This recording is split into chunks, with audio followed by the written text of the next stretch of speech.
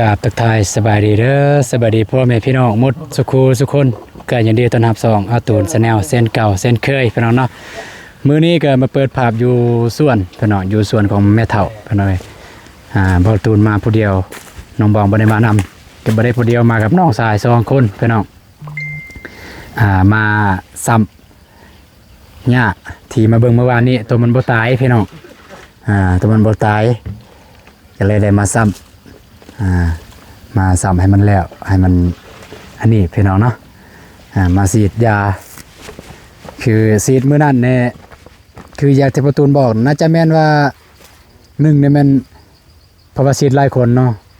มันบ่ติดกันหรือว่ามันบ่จอดกัน2เนี่ยบ่ได้ฉีดเลย3เนี่ยบ่ได้ใส่ยา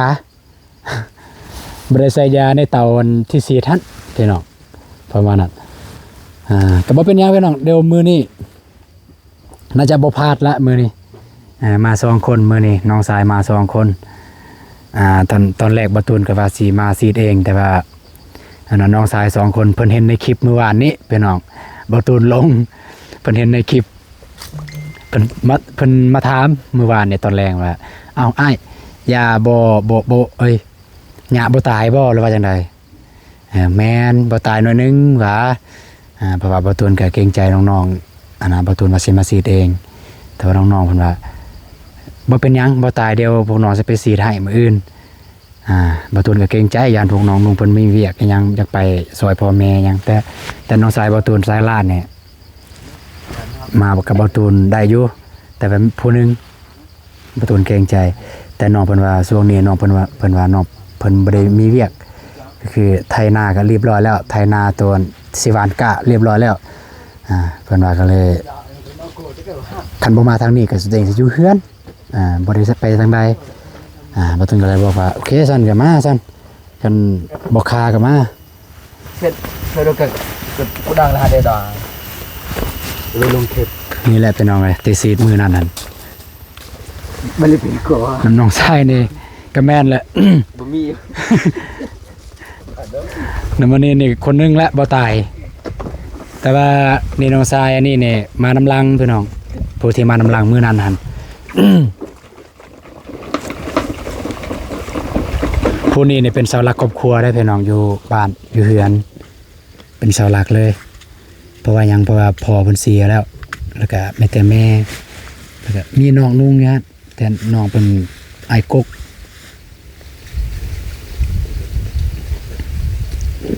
เห็นว่าแล้วว่ามื้อนี้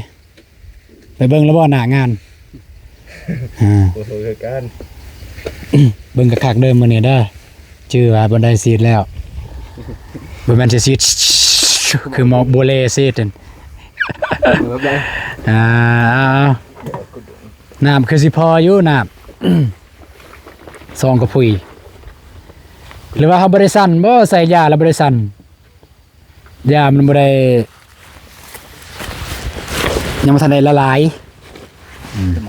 สั่นยานแต่ผมบ่ได้ใส่หรือว่ายานแต่บ่ได้ใส่บ่เขาเสียดบ่ถึกขยันหรือว่าบ่ได้ซีดบ่นั่นแต่ว่าลองไปเบิ่งนะนี่พุ่น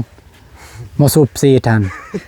ติดหัวแคมหัวผู้นี้แหละคือเห็นอยู่ว่าซีดอยู่นะตอนนั้นก็เห็นซีดอยู่ชิดเศษก็แวะกูไปเรียนกูใส่ยางกูเสือเป็นเกิดเฉพาะแต่นี่นะแต่นี่ไปพุ่นเลยจำหัวพุ่นลองเบิ่งแต่ว่าเฉพาะฝากเบิ่งนี่ตายเบิดฝากเบิ่งนี่ตายเบิดในน้ำวิ่งกันได้อันนี้ก็คือบ่แม่นใส่โทษน้องนุ่งพี่น้องเนาะก็คืออย่างที่บ่ตูนเว้าหั่นล่ะบ่ติภัยดอกอยู่ไสมันก็มีแหละบ่ตาย เป็นเรื่องปกติตัวนี้พี่น้องหลังจากที่เจ้าซีดแล้วเจ้าก็ไปเบิ่งบ่ได้บ่ตายเจ้าก็ไปซีดใหม่ปกติบ่ได้ที่เฮ็ดสวนน่าจะเข้าใจอยู่บ่ได้ที่เฮ็ดสวนแบบว่าแล้วก็ซีดหญ้าคาเฟซีดหญ้าคาหญ้าซีดหญ้าคาเฟเอาบางวันมื้อนี้นี่สำเร็จนี่น้องนุ่ง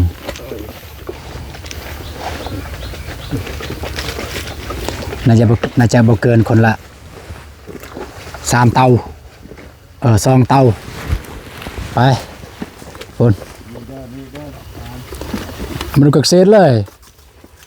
อันเจ็ดก็เราก็ใช้เลยว่าสิ ละเอียดเลยเนี่ยเซตมันเด็กกับมันก็ไกเฮียไปเจอดักนี่เอ้าไม่ก็เลยเนี่ยเปรย์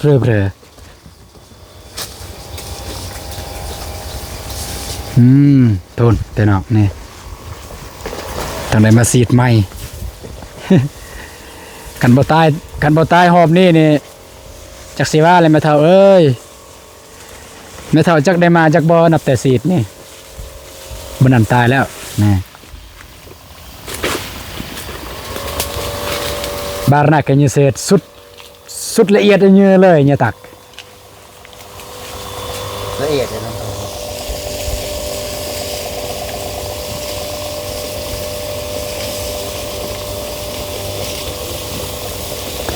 แล้วว่ามันโป่งไหมบ่เนาะบ่ ยังก็แบบ เป็นไปได้เด้หญ้านี่ ไม่จะใช่ เพราะว่าตอนนั้นเนี่ยมันบ่มีหญ้าเด้มันก็โป่งไหมบาดนี่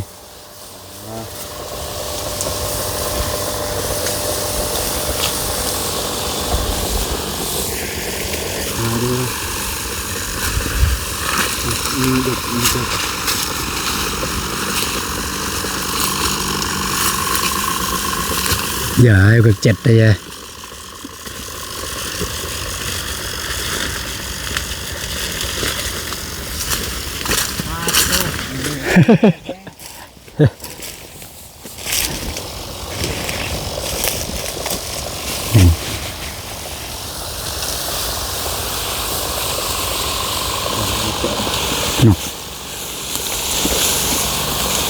เจอ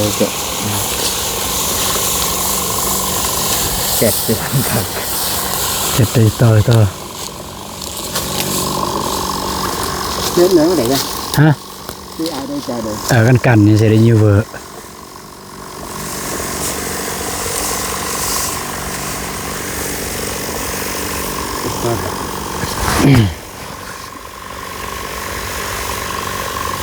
อันนั้นใส่ปุ๋ยเอามามองหน้าตึก นอกผมตัวเบิ้งน้องสายเบิ้งนั่นไปน้องเลยแล้วเราก็เจอมันดูดอกกระแดงดูดอก กระแดงก็เจอ บ้าไม่เสร็จไม่เลยต่อ แหว่ก็เสือแหว่มันดูเจ็ด เจ็ด อันนี้ด้านหนังมึงอันนี้ก็เล่นแย่เลยอันนี้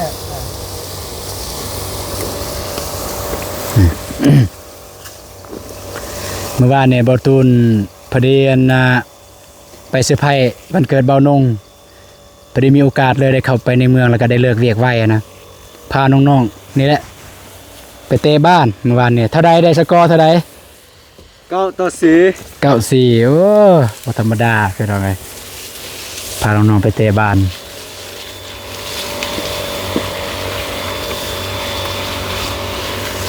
มันก็เจ็ด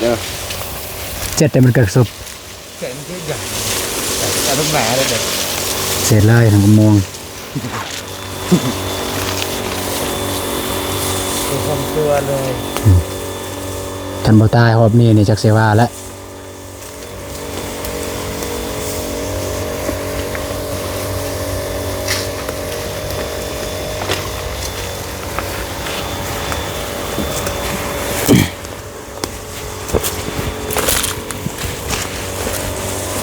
นี่แบบเป็นจุดพี่น้องในจังสีนี่ตายอันนี้บ่ตายมาซุปและเศษอยู่เบิ่งนี่แล้วว่าเบิ่งสิเบิ่งมันตายแล้ว แต่ว่ามันเกิดใหม่บ่คือบ่ตูนบอกเมื่อกี้นี่ เขาเจ็ดเขาเท่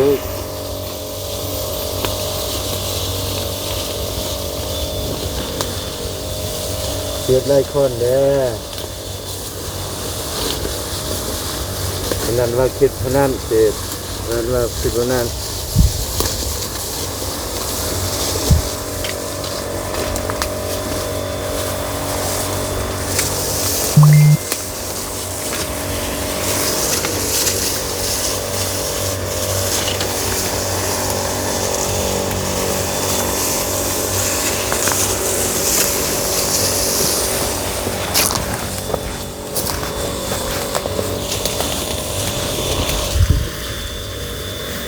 ตายแน่นอนหอบนี้เนี่ยตายแน่นอนกาแฟบ่อยากมากปานใดพี่น้องเพราะว่ามันแก่แล้วเดี๋ยวสิลองปรึกษาแม่เฒ่าคันวิทย์ปีนี้นี่ตัดเลยอันนี่ให้มันเกิดใหม่ ก็คือน้องกระแดงเฉยกระแดงกันเลย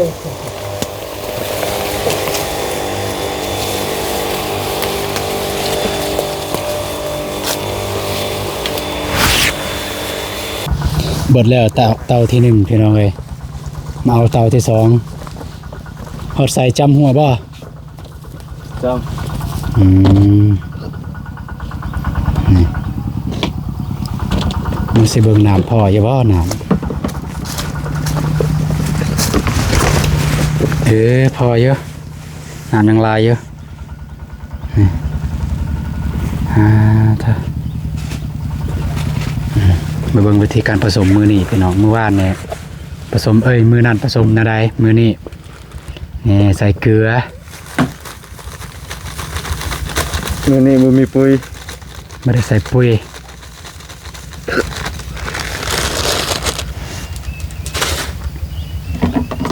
แล้วก็ใส่น้ำยาบาดนี่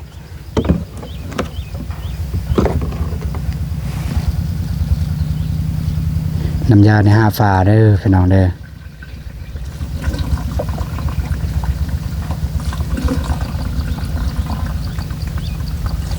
เสียหรอ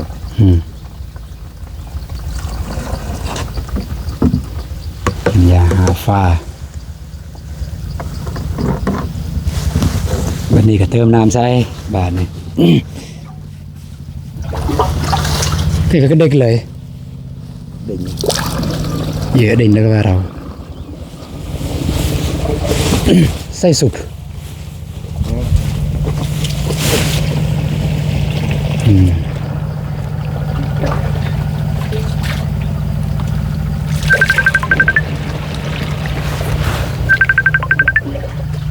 เนี่ยโทรมาไม่ยังเนาะ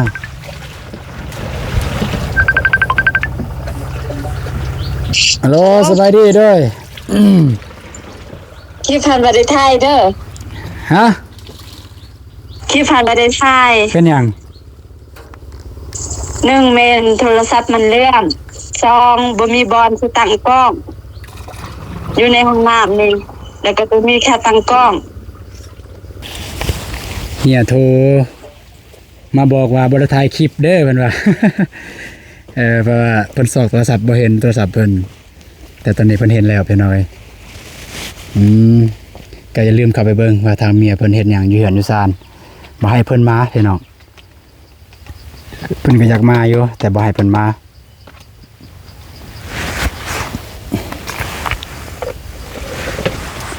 นี่เตาได้ซองแล้วนี่เดี๋ยวสิไปพาพ่อแม่พี่น้องไปเบิ่งทางน้องๆสีทอดไซแล้วพี่น้องเลย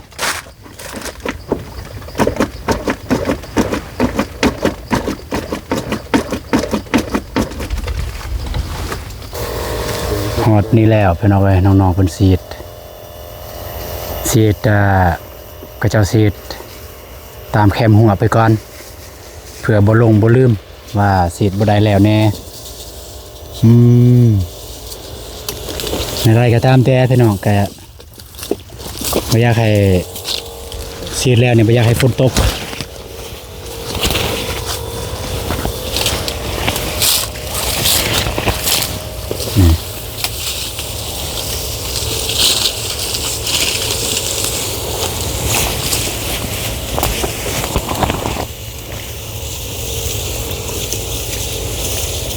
ใส่ยาก ยาบ่แห้ง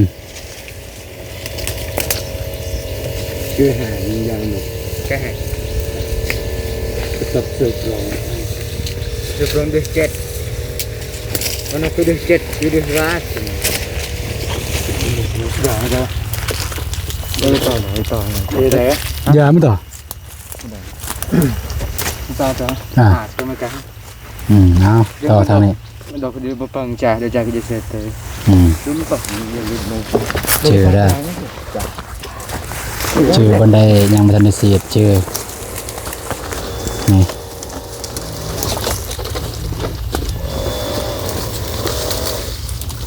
ตายแล้วตายช้า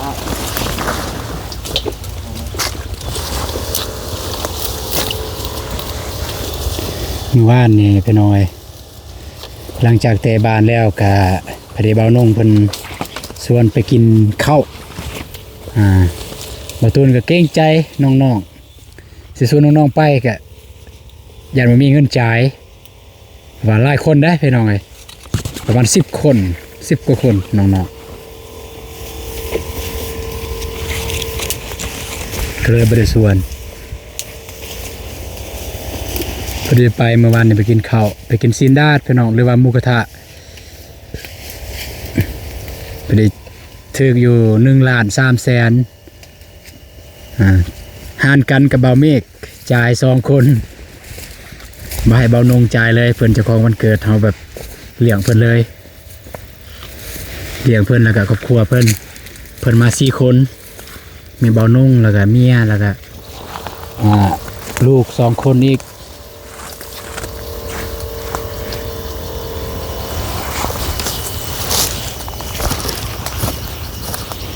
อันนี้ตายอยู่บ่นี่แต่มันบ่ลงลึกบ่ฮอดดินจังมันบ่แห้งยานี่บ่แห้งปานใดคนที่เคยฉีดยาก็จะว่ายาฝาสีแดงแห้งก็จะว่าตายมันฉีดแต่มันตายไวฝาสีฟ้าเนี่ยตายซ่าเดี๋ยวให้ซุบเซตมันดอกน้อยยับไป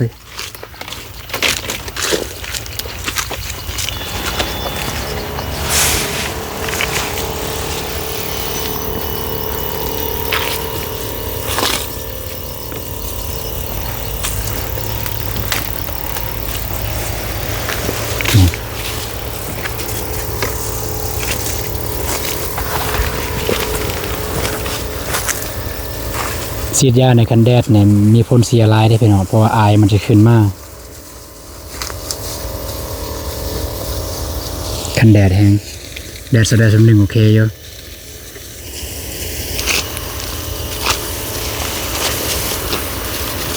ส่วนลายกับเจ้าซีดเนี่ยยามฝนตกนี่แหละตกแล้วก็หลังจากฝนตกจึงไปซีดหญ้ามันตาย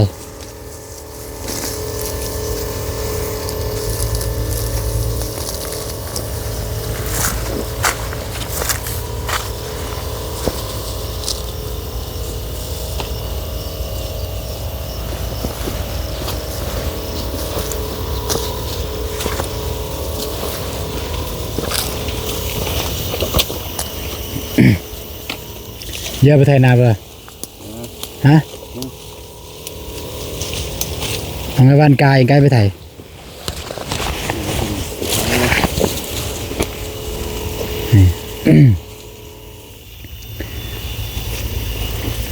ทางนั้นเนี่ยเป็นจุดซิแต่มันตายแล้ว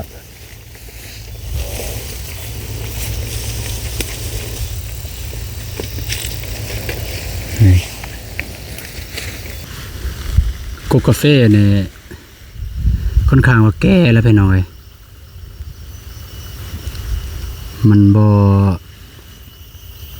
แดดนั้นปานใดเบิ่งเรื่องมากเรื่องยังก็บ่ค่อยมีคือจังซี่มาก 2-3 มากก็สิ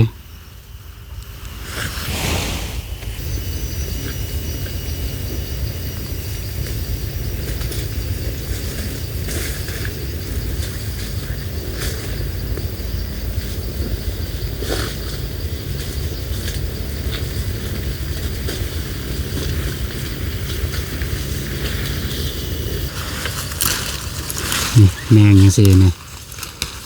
มันติออกให้น้องเลยอันบอมันสิบ่งามตัวอยู่เทิงมันบ่มาก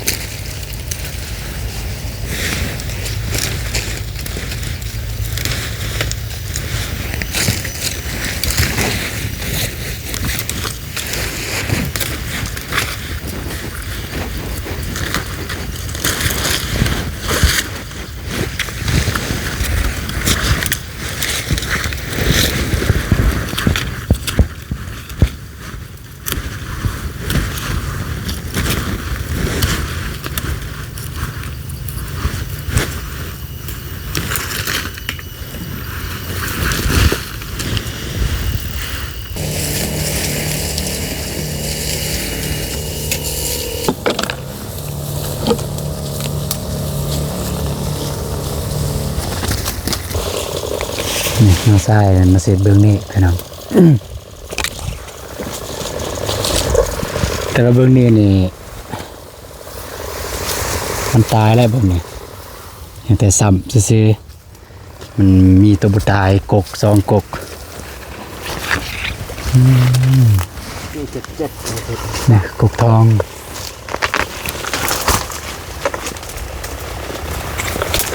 ตายแล้วกกทองอันนี้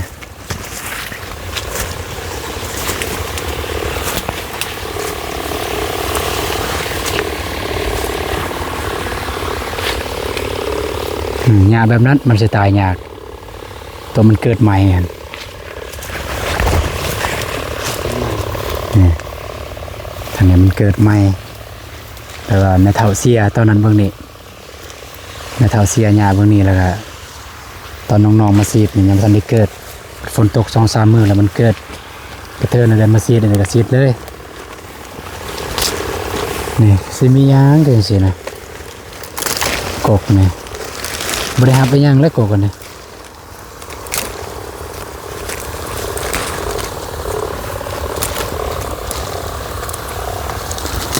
ทีมงานว่าสิพี่น้องเลย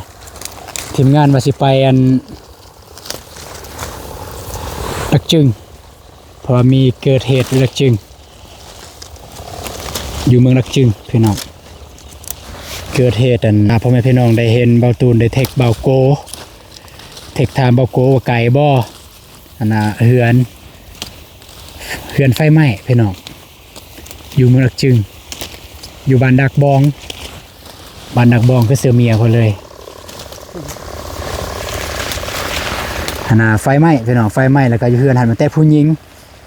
มีผู้ใหญ่2ผู้น้อย3ผู้ใหญ่นี่มีแม่แล้วก็แม่ตู้แล้วก็เด็กน้อยเฮียนประมาณประถมนี่แหละไฟไหม้เบิดเลยเฮือนแต่ว่าถ้ามันไกลรถเบาเจ็บไปบ่ได้พี่น้องถ้ารถเบาฝนน่าจะได้อยู่แล้วก็เฮามาคิดใส่ว่าทีมงานทำคิดใส่ว่าเครื่องเฮาก็บ่มีน้อยมีน้อยมีบ่หลายถ้ามีสำคัญ1รถเนี่ยพออยากไปอยู่ไปเพราะว่าไปเพราะมันสิได้ไปแล้วก็มาเพราะว่าไปแล้วก็บางทีนอนหันเลยได้พี่น้องเพราะมันไกลในละจึงแต่ก็เบิ่งยังคนขัวเติมอยู่ทีมงานเฮายังได้คนขัวเติมอยู่ว่าสิเฮ็ดจังได๋จะได้ไปบ่ถ้ามีเครื่องก็สิไปพี่น้องสิประสานหาบ่ฝนเพิ่นแล้วก็สิไปอัปเดตเพื่อว่ามี FC หรือว่าคนที่เบิ่งที่ผ่านมาเห็นคลิปเพิ่นมีน้ำจิตน้ำใจอยากจะซอยหยังเฮาก็แสดงสมทบอยู่บนนั้นพี่น้องเอ้ยแต่ว่ากันเมื่อวานนี้ตอนกินข้าวอยู่พุ่นละตอนกินข้าวน้ำเบาอนงเพิ่นมาต่อเบิ่งน้องชายเพิ่นซีดอย่างนี้ค่อนข้างมาตายแล้วแต่มีเป็นจุดเป็นบอลซื้อก็จังซี่พี่น้องบ่ตาย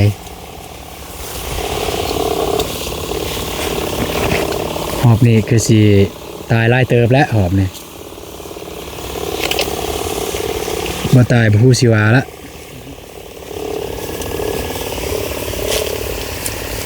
ดีแล้วไม่เท่าเพิ่นบ่ได้มาคันเพิ่นมาแล้วมาเบิ่งอ้าวหญ้าบ่ทันได้ตายเด้อ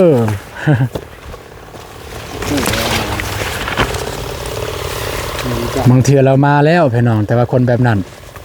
เราบ่ได้ปากบ่ได้ตีงเด้พี่น้องเอ้ยแม่เฒ่าน่ะบ่ได้ปากบ่ได้ตีงคือแบบว่าคือจังซี่สมมุติว่าเราเห็นจังซี่ตายเราก็บ่บอกบ่จมบ่ว่าหยังบ่ตายเราก็บ่ว่า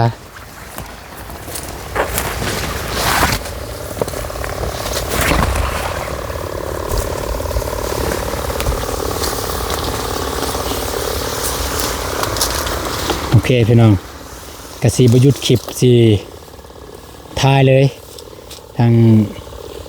ซองน้องได้สีดใส่เวลาจักนาทีในการสีดแต่ว่าก็คือสีบ่ฮอดชั่วโมงดอก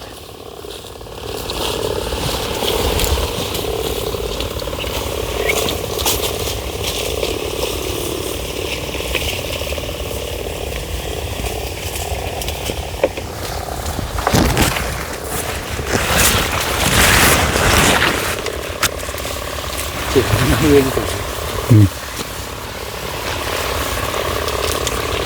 บางกกมันก็เกิดใหม่พี่น้อง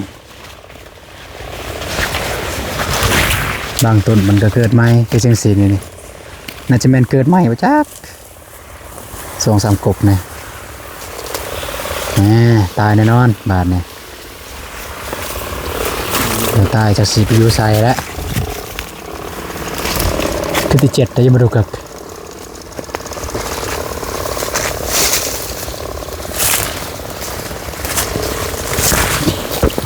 พอดีเลยพี่น้องพอดีน้องทรายเนี่ยมื้อนี้วันเสาร์เลยน้องทรายเพิ่นพักเฮียนเลย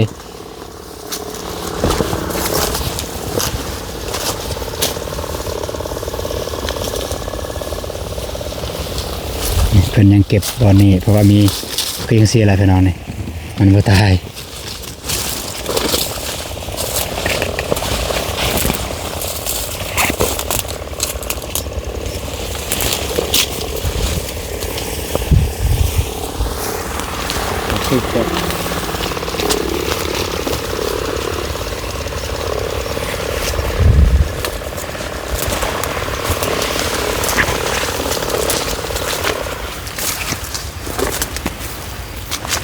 เตาเนี่ยบ่ได้ใหญ่เตาจะต้องใส่เนี่ยบ่ได้ใหญ่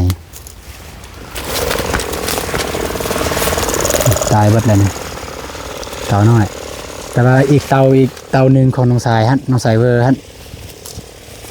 ใหญ่เปิดจ้ะแหน่งขึ้นหลายเนี่ยกบกันเนี่ยสิละเนี่ย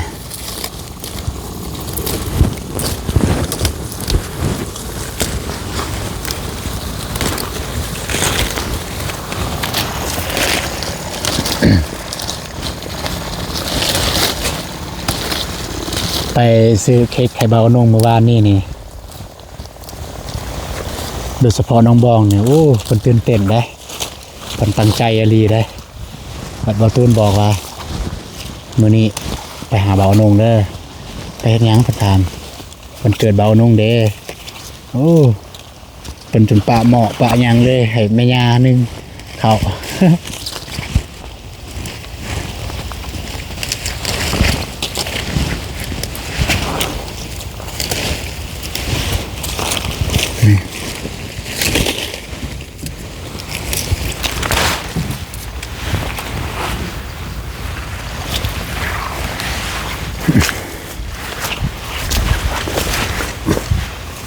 นี่น้องสาย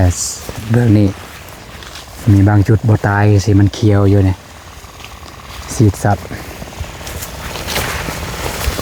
แต่ก็แค่นี้ได้สีดแล้วก่อนหน้านั้นคือ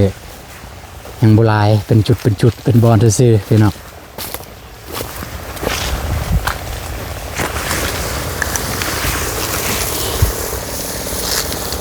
มื้อนี้โมโอเล่บ่มาพี่น้องน้องเพิ่นไปไถนาเพิ่นเสร็จบอกอยู่แต่ว่าตูนก็บ่ได้เสร็จหาได้แต่ว่าเพิ่นฮู้ว่า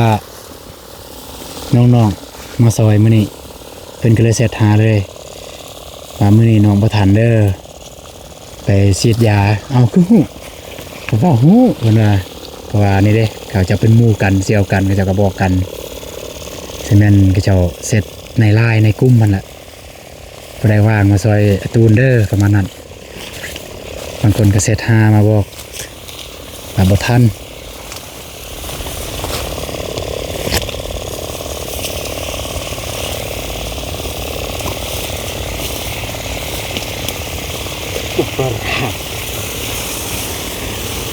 อย่าเลยเซ็ง แค่นี้ได้บ่แดดปานใดเด้อเนี่ยบ่มีแดดซำเลยพี่น้อยนี่บ่มีแดดซ้ำคันแดดเนี่ยโอ้ยรู้สึกแล้วได้รู้สึกรถแบบว่ากินยาอายมันขึ้นมาแต่หน้าดิน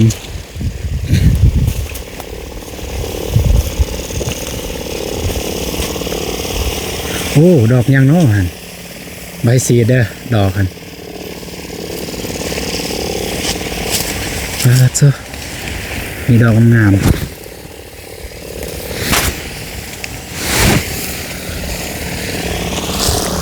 เดี๋ยวสิลกงาม คือบนว่านพี่น้องยังน้อยเดียวพี่น้องเลย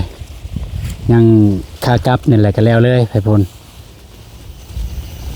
พลน้องสายคนหนึ่งเบื้องนั่นคนหนึ่งเบื้องนี่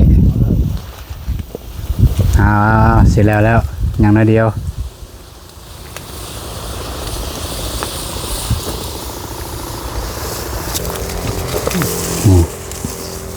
ไปบ้านต้นแรงเตะบานสิบ่ได้บอกหลายคนเด้มื้อนี้เพราะว่ามื้อนี้อาวุโสเด้ทีมอาวุโสมี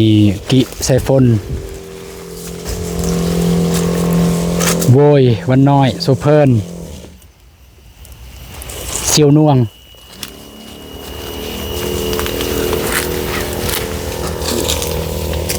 คือเอาเรื่องอันเตะบานไปน้องกระเทือนเบาเจ็บคนได้นัดแล้วก็ทางเจ้าของเดินเพิ่นให้ VIP ทีมเฮาประวัติกี้นี่ทีมเบาฝนเบาตูนนี่แหละเตะนำกันเล่นกีฬานำกันเอาไปเตะเลยพี่น้องไอ้ทางนั้น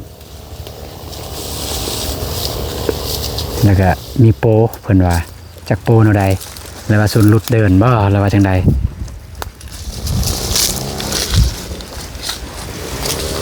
เราเจ็บเสร็จมาบอกว่าเตะบานมาตูนก็บ่แน่ใจว่าสิทันหรือบ่เดี๋ยวหมดอันนี้ไปต่อเตาที่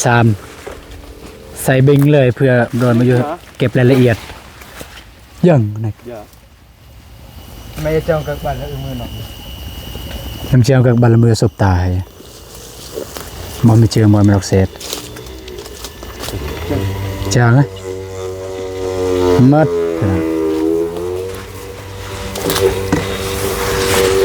ไม่เจอบอยไม่เสร็จฮะไปเติมน้ำไหมพี่น้องยังน้อยเดียวยังตัวนี้พี่น้องเลยนี่ยังเบื้องนี่บอลนั้นทาโอเล่เพิ่นซีดนี่พี่น้องทาโอเล่นี่ยังแต่น้อยเดียวนี่แหละแล้วก็สำเร็จกับพักพรอันนี้ก็ยังเติมเตาที่3พี่น้องแต่ว่าสรุปมื้อนี้ก็5เตามื้อนั้นเนี่ยโอ้หลายเตาเติบพี่น้อยมื้อนี้นี่น่าจะแม่น5เตานี่แหละ5เตาแต่ว่าเตาบ่ได้ซ้ำกันเด้อันนี้ค่อนข้างจักน้อยนิดนึงเตานั้นใหญ่บ่แก้จับบ้านนี้ก็สุดท้ายแล้วพี่น้องยังเหลือแต่น้อยเดียวนี่เหลือแต่บอนนี้บอนเดียวแล้ว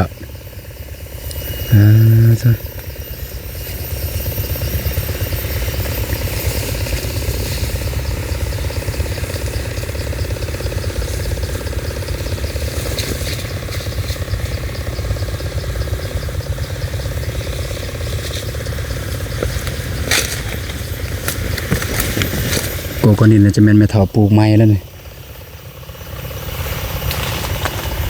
เป็นปลูกแทนตัวเก่ามันตายแล้วก็ปลูกแทน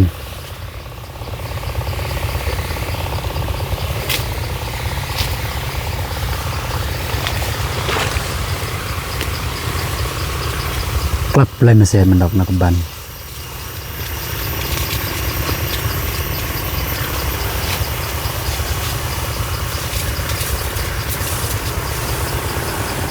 กันฝนบตกภายในมือนี่นี่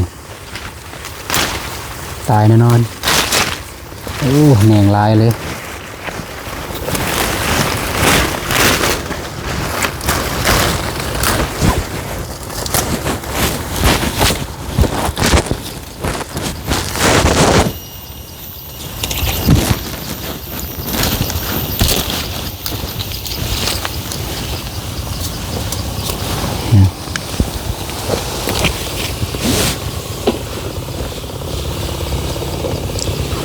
ถือว่าใช้เวลาในการเสียดมือนี่2คนพี่น้องกับบริดล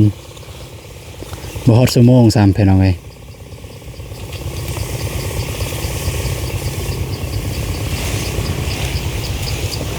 มื้อนั้นหั่นเกือบ3ชั่วโมงพุ่นได้มื้อนั้นแต่ว่ามื้อนั้นเนี่ยยังบ่ทันได้ฉีดพอบาท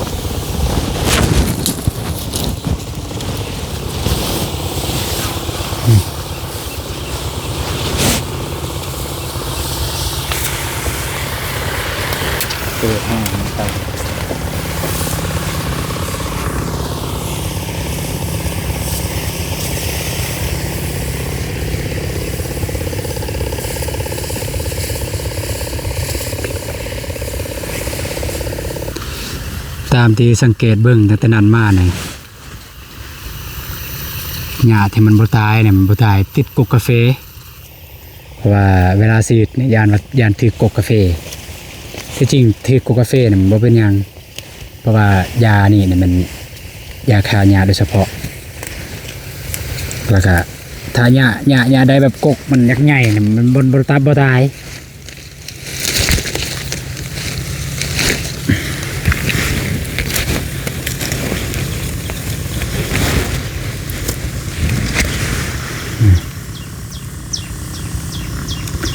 เรียบร้อยพี่น้องเอ้ย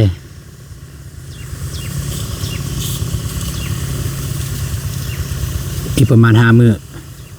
สิพาพี่พาน้องมายามเบิ่งอีก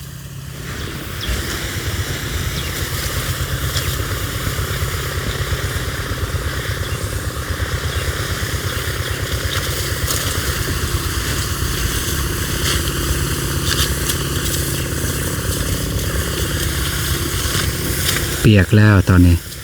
เปียกซ้ำฝนตกเลยบ่ตายเนาะจักสิว่าละนี่บ้านนี้ที่เรือหันก็ถ้ายังมีน้ำอยู่ในหันก็เลาะซีดตัวกก2 กกบ่ได้ที่ยังบ่ตายนี่มันมีเป็นจุดเป็นบอลซื้อกก1 2 กกมันบ่ถึกเพียงสีละนี่